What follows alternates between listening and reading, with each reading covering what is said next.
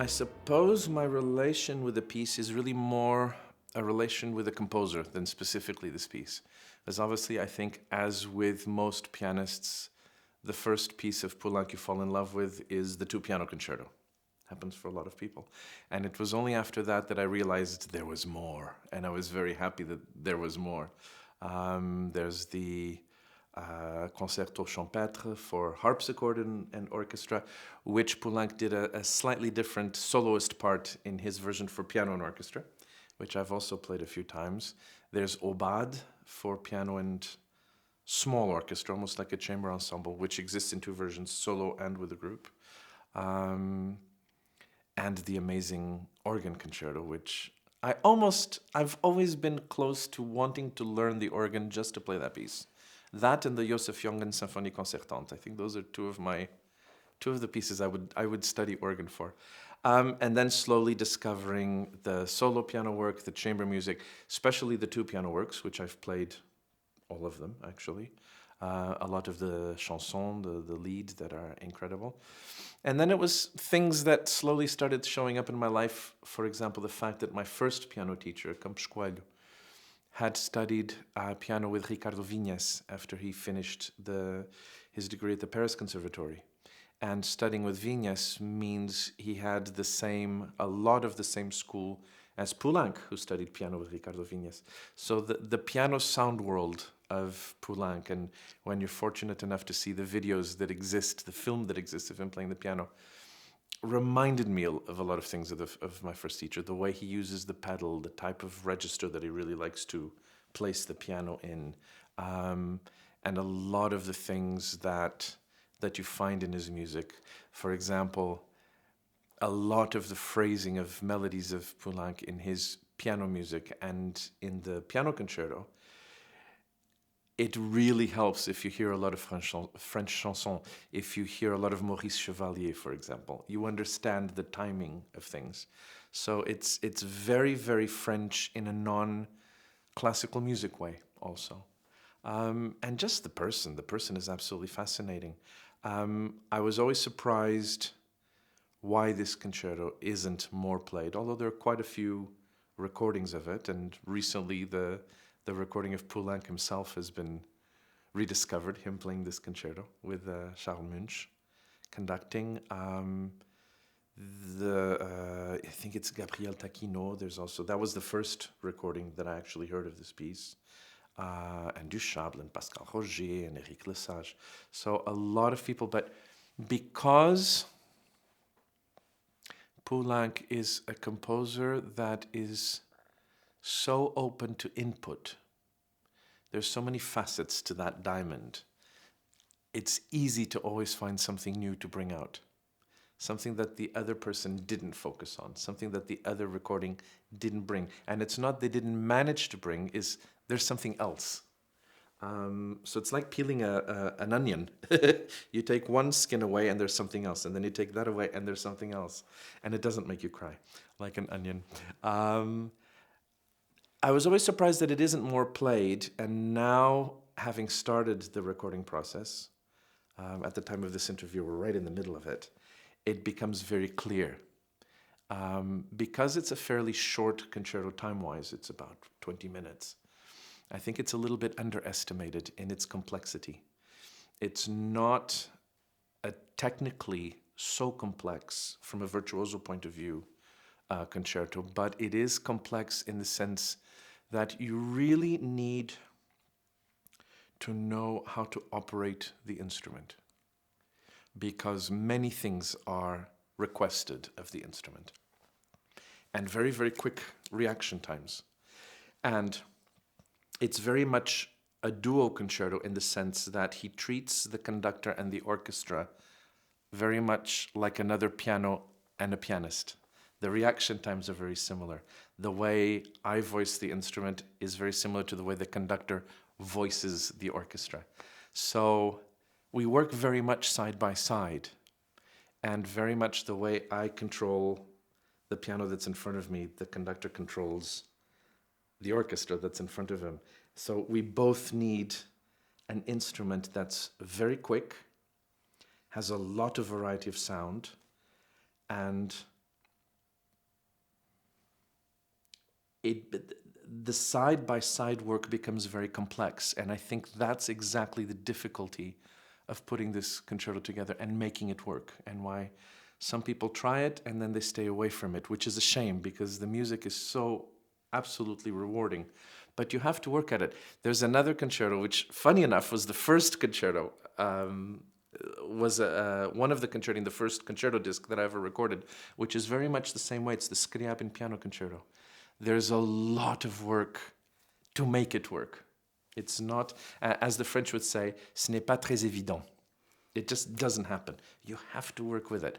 For me, that's part of the challenge. That's part of how I fell more and more and more in love with it, and I fall more in love with it every time I play it. Because it really asks things of you as a performer. So in a strange way, it's easy, it makes it easier to keep the concentration because you can't pull out. Once you're in, you're fully committed and you have to stay with it.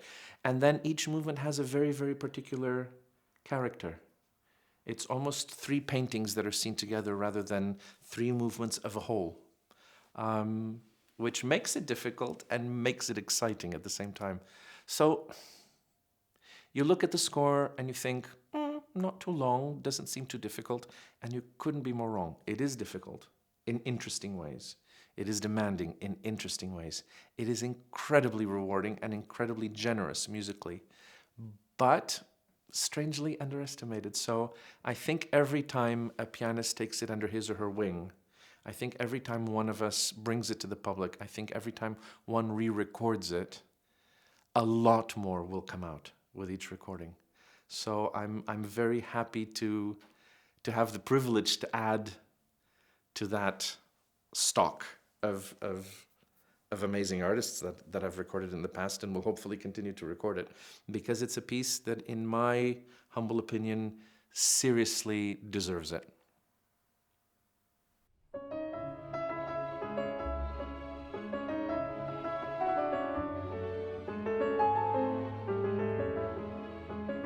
I think it's probably a combination of a lot of factors. The way he handles the instrument and the way that he was taught to handle the instrument has to have affected the way he writes for it, because it is a very particular way. It's written for a particular technique with a particular type of hand, yes. Very much like Brahms. When you play Brahms, your hands change. He's one of those composers, you can't play Brahms like you physically play Brahms like you play any other composer. Because it is there is a Brahms technique as opposed to specifically other composers. I think Poulenc definitely writes for the piano in a very particular way. I think, however, the character, because yes, his works for piano are very important and they're very central to his production, but at the same time, so is voice. I mean, the operas, La Voix Humaine, Les Mamelles de Thérésia, Le Dialogue des Carmélites, all the songs, voice for him is very important. The whole religious text of his works is very important. I think what really sets him apart, because his voice is very unique, although there is the fascination, for example, with the music of Stravinsky. For example, you hear some of the musical fragments that identify Poulenc as Poulenc. And for example, you hear Stravinsky's Serenade in A for the piano. The beginning of the Serenade in A sounds exactly like Poulenc. Or is it Poulenc that sounds exactly like Stravinsky? Obviously, it's Poulenc that sounds like Stravinsky. So there are some influences, but I think it's purely the strength of his personality, the thirst for experience in his personality. Every time you hear an interview from the radio or you see him being interviewed, for example, there's a video of a concert where he's on stage and Bernard Gavotti is interviewing him, and you listen and you look at his face and you listen to what he says as he is answering, and you see a person so thirsty for everything, for life, for thought, for experience, for other people's thought, for philosophy, for joke, a person that wants to live every single second. So what really sets him apart is himself. I think what is attractive about Poulenc, more than even his music, is where that music is coming from. It's him. There are some artists that are very much like this. For example, when you talk about, so many times with my piano students, we say, but what is it, for example, about Marta Argerich? What is it about Marta Argerich? Is it the way she plays Gaspard Lamy? Is it the way she plays Prokofiev III? And we finally all came to the conclusion, no, what's fascinating about Marta Argerich is Marta Argerich. She could sit on stage, just sit there at the piano and look at an audience for 45 minutes, not play a note, and we would still be fascinated. There are artists like this. Maria João Pires, the Portuguese pianist, again, speaking of my world, piano world, has exactly that same, obviously two different people, but has that power. Poulenc had that power, not as a pianist, as a composer, but also as a pianist. When you see him, for example, accompanying Denise Duval, or you see him and I'm saying seeing him, the actual physical language, when he accompanies Jean-Pierre Rampal, he could sit there and look at you, and you'd still be fascinated. That's the X factor. That's the it, the je ne sais quoi. And he had that by the ton. So it's his character, it's his personality, it's his thirst for life, it's his pleasure. It's really the bon vivant to the full extent of the word that makes him so attractive. And I mean, the complexity of his ideas, sometimes the contrast of the idea. For example, beginning of the organ concerto, so serene and so majestic and so dramatic. And all of a sudden, a few minutes later, you go, da-da-da-dee, da-da-da-dee, da-da, and you think, this person is completely crazy. But is he? Is he crazy? Is he just happy? Is he happy in any element, in any emotion? Is he... Because one thing that he's absolutely not is superficial. No. That is one of the silliest things anybody can say about the music of Poulenc. Superficial? You can call him any other name in the book, but superficial, no, is impossible. There are too many layers, and he's good at all of them. It's maybe, I don't think the word fits 100%, but it's a little bit like an anomaly, like somebody doesn't, fit. He's completely abnormal, in the best sense of the word. Abnormal, which is wonderful. And he enjoys it, and he owns it. He wears it like a big banner right here. I am not your normal, average person. And that is exactly why we're all fascinated with him. Who wants normal? Normal is boring. And what is normal anyway? That's the question. If everybody was normal by Poulenc, the world would be a much better place.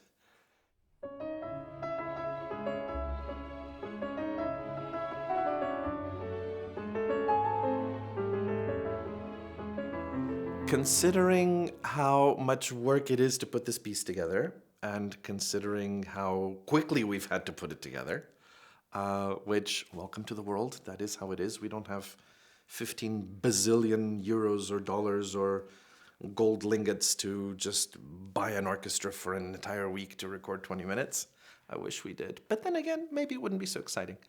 To be able to go for dinner after a session as crazy as we had, and I have to say, to do it the way we're doing it, if I didn't have Thomas there next to me, and I didn't have the Bamberg Symphony Orchestra next to me, we couldn't have pulled it off. When you take the bull by the horns, the way we're taking it, you need people that are very much at the top of their game, and it's been such a privilege.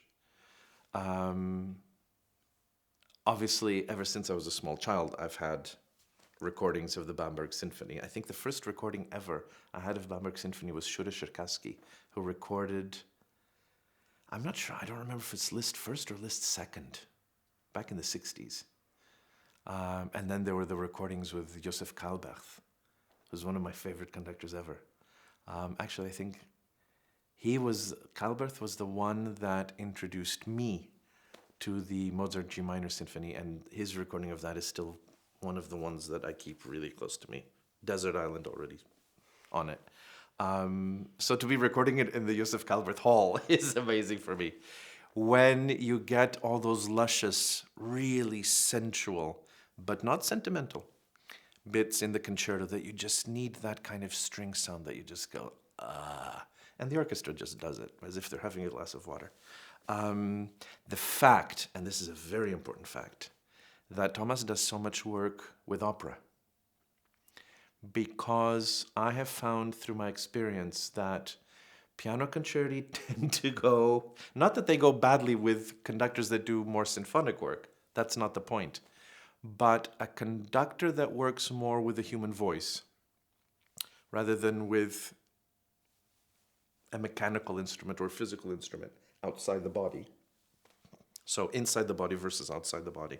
There's something about working with an instrument that is made of flesh and bone and skin that makes understanding phrasing and timing and breathing and rests that little bit easier.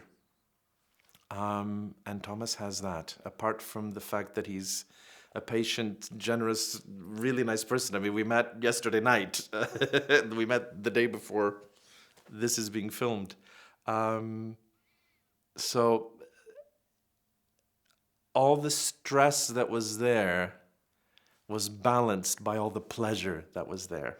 And that's the way it should be. I mean, stress is going to happen. As soon as you want to do something to a high level, the higher the level, the higher the stress. That's just the way it goes. But when you have something to offset that stress, when you have a piano in front of you that's responding, when you get along well with the technician that's preparing the piano for you, so you know that there's somebody there looking after you, when you turn to the left and the conductor's there and you're getting along and there's a chemistry, and then when you're enveloped, your whole left side is enveloped in rolls of sound that are just gorgeous, it's when you think, yeah, this hurts. I want to crawl into my dressing room and not come out for half an hour. But actually, no, this is too much fun. Just keep going. I'll deal with the stress. It's that love-hate relationship that we all have on stage.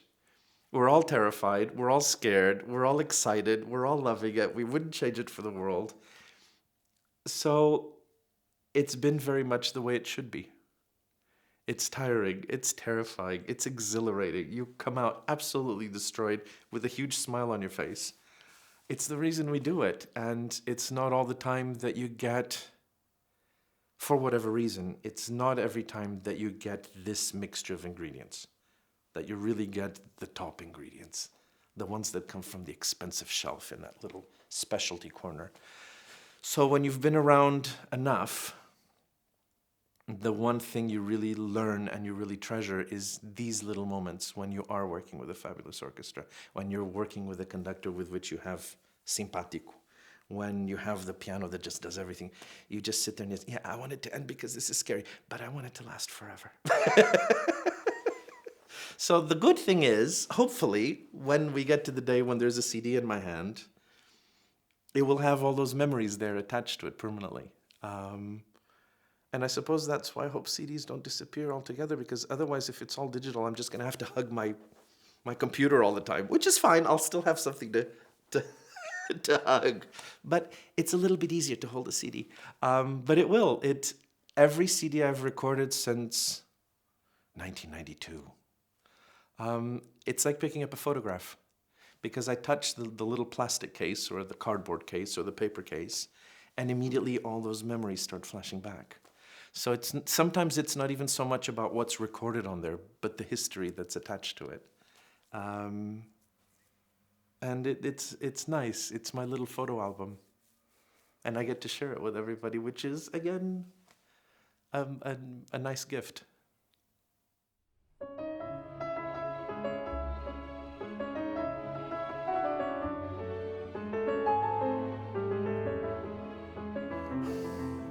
I mean, I suppose one of the things that I'm trying to focus on in this photograph of the concerto, because to me every recording is like a photograph in more ways than one. It's a photograph because it only represents how the orchestra and the conductor and I did it this particular period in our lives. If we re-recorded it in 2 years, it would be completely different. But I suppose one of the things that has weighed in my mind is one of the things that I would hear from my teacher, Scheda Costa. It's a thing that I would hear from Aldo Ciccolini, the year I worked with him in Paris. And it's a thing that's more about French music than necessarily Poulenc, although Poulenc is very much a part of that world. And it's a very peculiar French thing that's not easy to do, but once you get and understand what it means, once it goes inside your skin, then it starts to make sense, which is a social trait, more maybe even Parisian than necessarily French, which is this kind of nonchalance. You can be passionate about something, but not sentimental about something. You can be madly in love with something, but not let your blood get warm.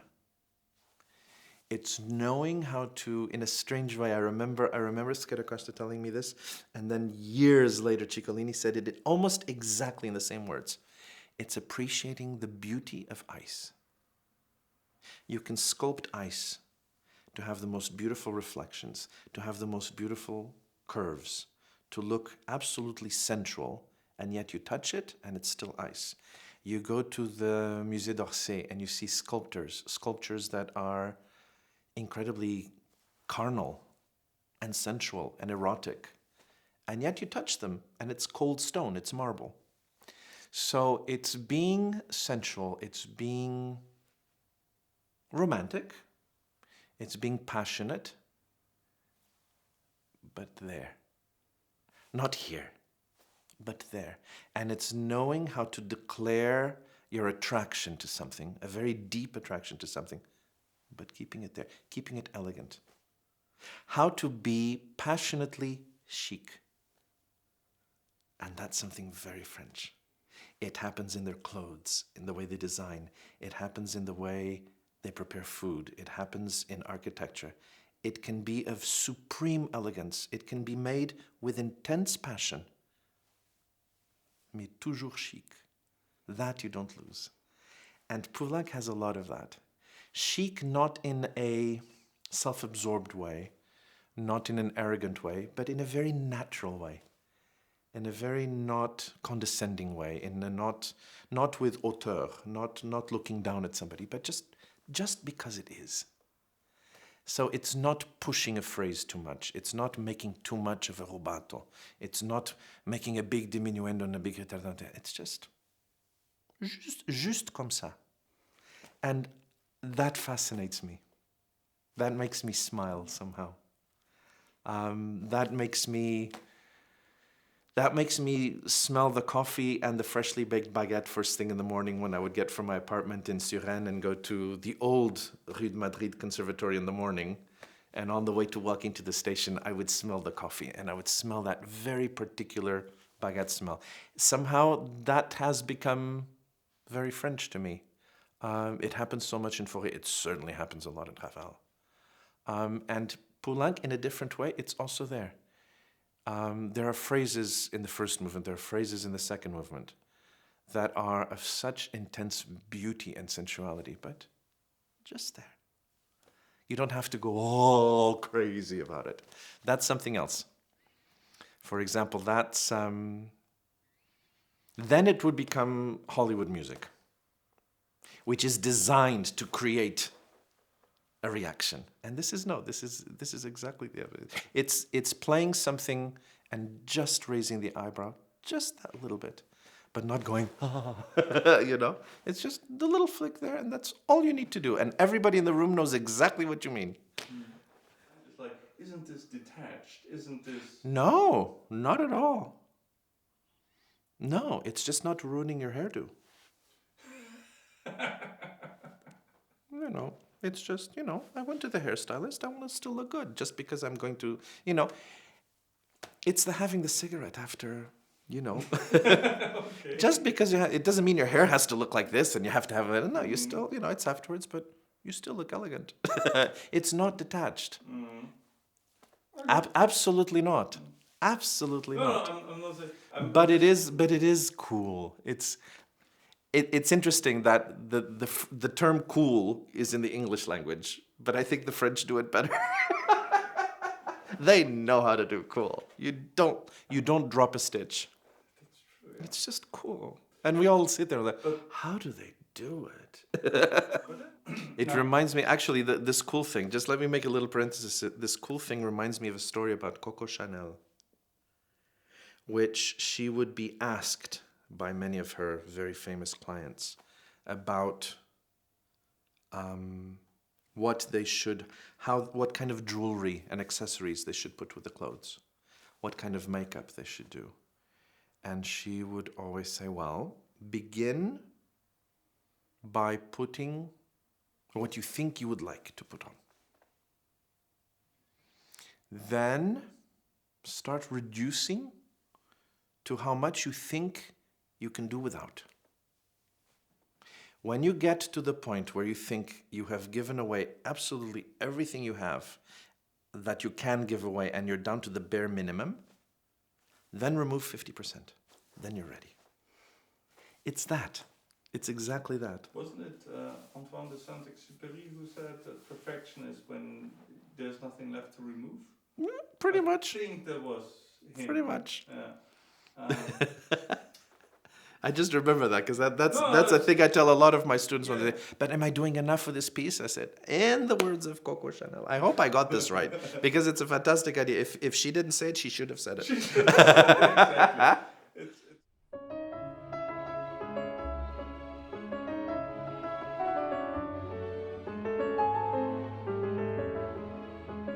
But now, this is where the difficulty of Chopin is. Because it's even very difficult to talk about this because you're in between two firing ranges. And you're going to make one or both upset because, yes, Chopin is Polish. And without a doubt Polish. All you have to do is play the mazurkas and Krakowiak for piano and orchestra, and you know absolutely, no doubt, Polish. But he's not only Polish, because there is a lot of French in him too, and particularly Paris, where his sense of aesthetics and his social sense continued to develop. So he's a little bit of a hybrid. Like you, like me, in other ways, we're never just of one place. This idea that we're from here has to finish because it's not applicable. And then, pardon me, there's the other little bit of Chopin that tends to not be recognized, which is the Viennese side of Chopin. Because if you then look at the first waltzes of Chopin that everybody is always finding, oh, it's the Polish waltz, but no, it's the French waltz. But he has a little bit of everything, because there's even one waltz in the collection of waltzes that isn't a waltz at all, it's a Ländler, the E-flat one. E-flat or A-flat? E-flat. E-flat major, one of the last ones. One that Michelangelo used to play so well, and he was one of the few that played it so much. Then the first two, for example, that are the Grandes Valses Brillantes, those are neither French waltzes and they're not Polish waltzes. It's a proper Viennese waltz, completely in the style of Schubert, which you have 1, 2, 3, 4, 5, 6 small waltzes put together into one large waltz. Exactly like the album of Schubert, Tänze. It's exactly that. Then you have the structure of his piano sonatas. All of them 4 movements. That's when he was in Vienna, trying to make his name first in Vienna before he went to Paris. And what was he doing in Vienna? He was studying Schubert like crazy. The impromptus, where did they come from? Who had written the impromptus first? Schubert. So Chopin is really trilingual, polyglot. There are 3. There's the French side, there's very much the Polish side, but there is a Viennese side also. So to me, he is possibly the first composer of the main composers that to me is more international than any other. Because he really absorbs the characteristics. It's not just because he writes 4 movements. He really absorbs the characteristic of each society, of each folklore of each country, of each aesthetic sense of each country. which makes him so incredibly fascinating. So there are some pieces that have that. There are some pieces that have that. There are some pieces that are absolutely Viennese. The first sonata for piano, it's the continuation of Deutsche 959, 960. It's that, which is why it's difficult to fit into the oeuvre of Chopin. But once you start to look at it from a Schubert point of view, it starts to make sense. Then things start to click. All the dominoes start to fall into the right place. But for example, you have something like the first movement of the B-flat sonata. And yes, you're going full tilt, Four Horsemen of the Apocalypse, and you go completely crazy. Then you have the middle section of the Funeral March. The middle section of the Funeral March is where your heart stops. It's not it's when you can't breathe. How many times has this happened? We go to somebody's funeral and we're in shock because of that person's funeral, and we are so in shock we don't feel anything. I remember, this is something very personal, but I'll share it. I remember standing in front of my father's open casket and I couldn't feel a thing. And a voice in my head kept screaming at myself, calling me all kinds of terrible names, saying I was a terrible person because I couldn't cry because... No, and it was only many, many years later with a little bit of distance that I found out why I couldn't feel anything. I couldn't feel anything because very purely I was in shock. So when I play the funeral march, you have the beginning, which has the march itself. And you see the procession with a coffin on the shoulder. You hear the band. You actually see the people standing on the side. But then you have that beautiful part in major in the middle. And it never made sense to me. I said, oh, why is he doing something so pretty in the middle of a funeral march? This doesn't make sense. And then one day, it so didn't make sense to me that I didn't even try to make sense. I just played it, completely turned off. And then my eyes began to open. I said, this is it. You've literally walked into a wall and found out what the reason was. I stumbled onto it. This is when you're standing there, looking at a coffin, and there's nothing left. You're dead. You're dead, along with the person that's there. You have no feeling. You have no heart. You can't comprehend. Your brain rejects where you are. When I started playing it that way, I remember just doing that, putting my eyes there because obviously I'm sitting here, the audience is there. I couldn't hear, and this is in Lisbon, which is one of the noisiest audiences in the entire planet. An audience in Lisbon for a concert is louder than an Italian trattoria at rush hour. You have the mobile phones, you have the candies, you have the wing of the audience that has come from the tuberculosis wing of the hospital. They're all there, coughing their lungs out. And it was completely silent because I hit a nerve. And the nerve was nothing. I did nothing. I made it completely cold,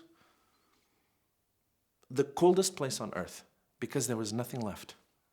And that can be very powerful. So this distance that sometimes can be interpreted as lack of connection, a lack of connection can be incredible. One of the loudest sounds you can have in the world is silence. One of the strongest emotions you can have is emptiness. That's why we're all terrified of the void. And the void can be very powerful. And boy, Chopin knew how to do that in the middle of that, funeral march. And then the wind in that last movement. That's wind. That's the wind that makes you cold. It's the wind in the cemetery, in the cemetery, and it's the cold night where all you hear is a in between the plaques, the stones. So imagery like this, no, it's not about passion. It's about the opposite. So the more complete a composer can be in the way he or she explore the complete range of emotions, the complete range of different aesthetics, the more fascinating they are. That's when the character becomes more fascinating than the music it produces. And we come back to Poulenc, because it's Poulenc Chopin is fascinating. I mean, just reading a biography of Chopin can be fascinating. Just looking at reading an interview or an article written by Poulenc is already fascinating. You tell this is a man that has read, that has discussed, that has written. I can only imagine what letters of Poulenc writing to writers, to poets, to thinkers would be like. Because, I mean, what a brain. But yeah, so open emotion, naked emotion, isn't necessarily better emotion. I never implied that. No. I'm fully aware that you didn't. But there is this tendency that the more we show, somehow the more real it is. That's not necessarily so. I think it's. I never thought you'd say, but it's. I was just thinking that, like, in any case, your next disc should ideally be some Chopin, because we already have some great material. I'd love to. I've only recorded 2 CDs of Chopin, so there's a lot left, and I've played all of it. Time for more. And especially the Viennese thing. It's like I'm really gonna start looking out for that now.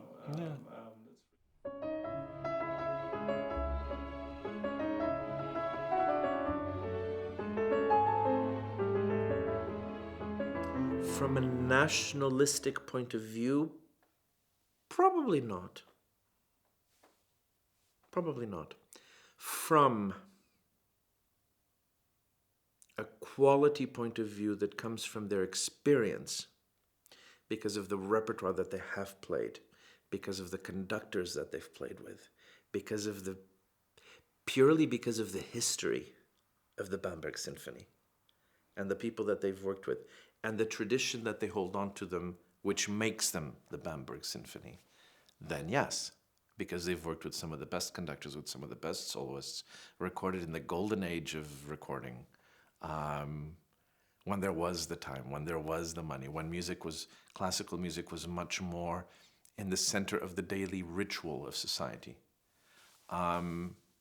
Obviously, a lot of those people are no longer with us, but their legacy stays. You know, when we walk on stage, we feel the weight of who was there before us, not as an oppressing weight, but as an inspiring weight. So yes, because they are who they are, and therefore have access to the repertoire and the people that they have access to, their experience speaks for itself, absolutely, because of the respect and the care that they have from the audience that loves them, and not only the audience that goes to the hall, but the audience worldwide that knows who they are. Of course that affects them. Knowing that they are a respected orchestra, that they are a cherished orchestra, that they are an orchestra whose legacy and importance is acknowledged. Yeah. Which is why it's so important to be acknowledged. Why it's so important for classical music to be acknowledged. Why it's important to nurture orchestras. They're not just a tool. They're something that has to be fed. Whether it's in working conditions, whether it's acknowledging their importance, their work, and all of this. This is one of the orchestras that is able to continue that. And you get the results. So when you walk on stage, you feel it's a confident orchestra. It's an orchestra that knows what it can do. So that they very much bring to. Because, I mean, we had never played together before. I certainly hadn't played with them or with Thomas. Thomas had conducted the orchestra already a few times. But immediately there was that feeling of health. Everything was healthy. We were there for music. There was no baggage. There was no weirdness. There was no... It was people that felt good in their skin. And again, that is already something that's very special. So maybe I'm wrong. Maybe there is something national about this. Maybe there is something in the fact that maybe not everywhere in Germany, as I'm sure it's not everywhere in France, it's not everywhere in England, it's not everywhere in the United States, but in the sense that maybe by being in Bamberg, there's something going on in Bamberg at a socio-cultural political level that understands the role and the need of that orchestra, that understands the social and educational and identity necessity of having that orchestra in the middle of the society, in the middle of the social creature that is Bamberg, that makes that orchestra healthy, and therefore makes that orchestra be able to make music the way it makes. That's possibly what they're bringing to this recording. That's why I'm so happy that they are there for the recording with me. That's why I'm so happy that I was invited to take part in this project. Why it's them. So yeah, maybe it's because where they are geographically, in this very specific geography, allows them to have the health to do what they do best and in the best possible way. So I guess in this case, whether it's Germany, whether it's the region, whether it's the city, whatever it is, I'm glad it's there. Correct, yeah. I think it's, I always tend to think that in a way when we think of terms like national traditions, national schools or so, but because there is like historical baggage, we tend to see those as like very strict concepts or limiting concepts in a way. Don't have to be. No, they can be. No, they no, can of be. course, They can be. They can be, but they don't have to be. And in a way that that sometimes actually this sort of limited view or possibly limiting view can vanish once we start looking at things even more locally, as you just mentioned. That maybe there's something about this place, maybe there's something about the air, which is in a way, I mean, not to compare Bamberg to Paris. No, but definitely. Pieces, but just as you said, that Paris has this certain thing about it which makes it even different from the rest of France. Yeah. And you know that when you're there, there's something special, intangible in a way. And I think that for many centuries, that has been like the appeal of many, just like Vienna. I mean, it's like, I love Austria and the rest of it, but I mean, come on, you can't compare Vienna and the rest of Austria. It's two different beasts. And yet, look at Salzburg and the tradition it has. Look at Graz and the tradition it has. But it's different again. It's different. It's all the charm. It's the same. There's Paris. There's Lyon. Lyon's another city you walk into, and you feel the character of Lyon. Toulouse very much has Bordeaux very much has its own. So each city has its own thing. But yeah, comparing by itself, no. Comparing and contrasting can be fun. But when it's just one or the other, contrasting just for contrasting, that's too easy. Comparing, but when you do both, then it becomes 3D. And then it's fun. Then it's really interesting. But yeah, I mean, and you look at the orchestra, you look at the faces of the players in the orchestra. You know they're not all from the same place. You look at the colors of the skins, it's all different. And it's what gives it strength. It's what gives it strength. The same thing, you know. One of the things that I'm very much a lover of is I love animals. I have dogs. I will always have dogs in my life and all of this. And it always reminds me when I start hearing that, and the last one that I adopted is actually a cross. So not clear breed. And the first thing I knew my vet was going to say, so what is he? And I said, oh, he's a cross. Oh, good, he'll be healthier. And it's always the same thing. If a vet can understand this, why can't people understand that the crosses are always stronger? But it's that. And exactly what we were talking about Chopin. I think the three centers of his aesthetics have made him stronger.